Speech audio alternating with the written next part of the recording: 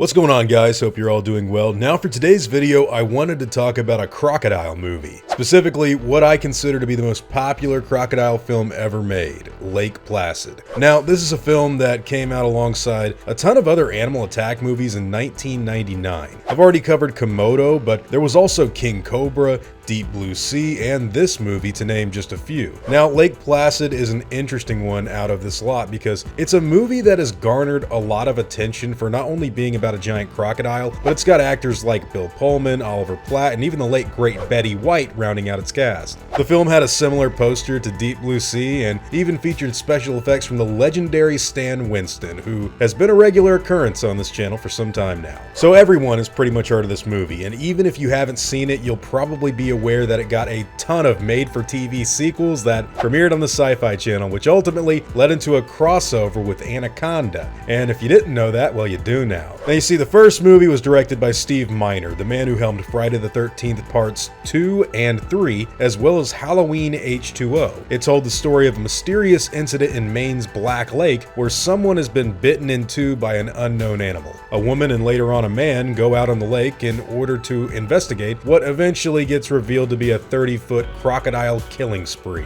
where some pretty weird humor gets integrated with fun monster effects. Now, the main character in Lake Placid is played by Bridget Fonda, who portrays a paleontologist named Kelly Scott. Her story begins after she's heartbroken over her boyfriend, who is also her boss, deciding to dump her for someone else, who is also her close friend. In fact, she may even be her therapist, believe it or not. Kelly decides to go on down to Black Lake, where a few other people are investigating the animal attack so she can get away from it all while making fun of the simple country folk and decrying them to be the bigots instead of herself. Of course, she's really just upset over how her life is going at the moment, but the banter back and forth between her and the others can be funny when it lands. Honestly, a lot of it can be hit or miss, and I think I prefer to Betty White for the really funny scenes, but the cast in general here does pretty well. There are moments where Bill Pullman could come off as a new romantic interest for Kelly, but that doesn't really go anywhere until the end. Meanwhile, Oliver Platt shows up at some point and interjects a lot of wacky antics into the plot due to his weird scientific theories that crocodiles are godlike and his never-ending quest to swim with the animals. This all leads into the revelation that good old Betty White may have had a hand in helping get the croc as big as it is due to what she's been tossing in the water, and the final confrontation gives us a really cool plan to either trap or kill the beast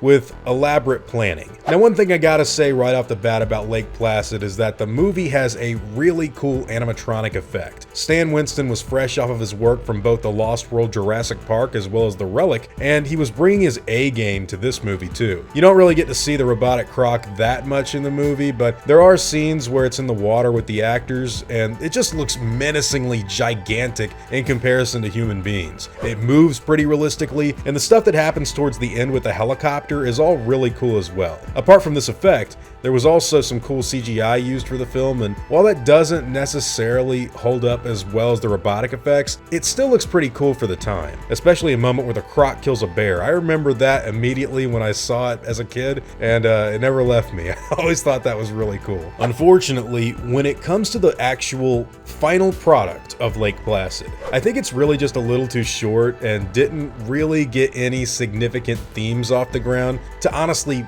make more of an impact. This movie clocks in at about an hour and 20 minutes, which is shorter than even Jurassic Park 3, and nothing really lines up perfectly as far as a message or metaphor goes. There are some themes of relationships and people learning to cope with either loss or how to move on, with even the crocodile himself getting a mate, but that doesn't really go anywhere, and we're left with just a few interesting bits of information that coincides with other characters. Betty White's husband died, Oliver Platt likes to be a goofy bachelor, Kelly thinks a relationship with Bill Pullman could pan out, but none of it is really tied together, so I don't know, I kind of think this is just a movie about a giant crocodile and you're not supposed to really look into it that deep, which honestly, not a big fan of that idea. But for what it is, I will say Lake Placid is a lot of fun. No, the jokes don't always land, and sometimes I think the acting or direction can be a little off, but damn it, the movie is just too entertaining to really bash at the end of the day, at least for me anyways. Funny enough, this was only my second time watching Lake Placid all the way through from start to finish, and I don't really know why that is. I saw it when it came out back in the day. In fact, we even rented it from Blockbuster as soon as it was a new release. The VHS came with a trailer for Walking with Dinosaurs, as a matter of fact, but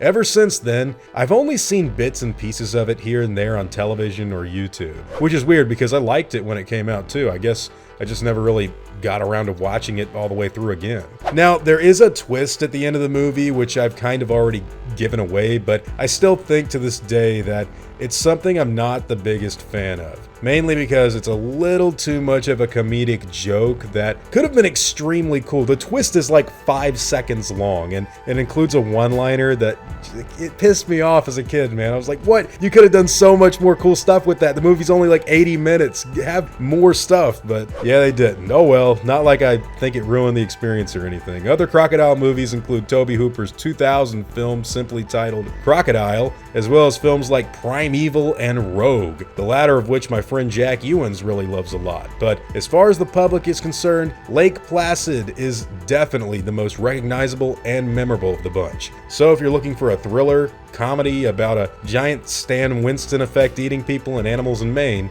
check it out when you get the chance. It's a fun time. Oh, and by the way, speaking of Jack, he actually just released his 4th episode of Dino Defenders Extreme, which I was working as a producer on back in the day, and if I do say so myself, he's done a really good job at some cool dinosaur attack sequences and other stuff that I'm sure you guys are gonna really love. Check it out on his channel, Terradome 3000.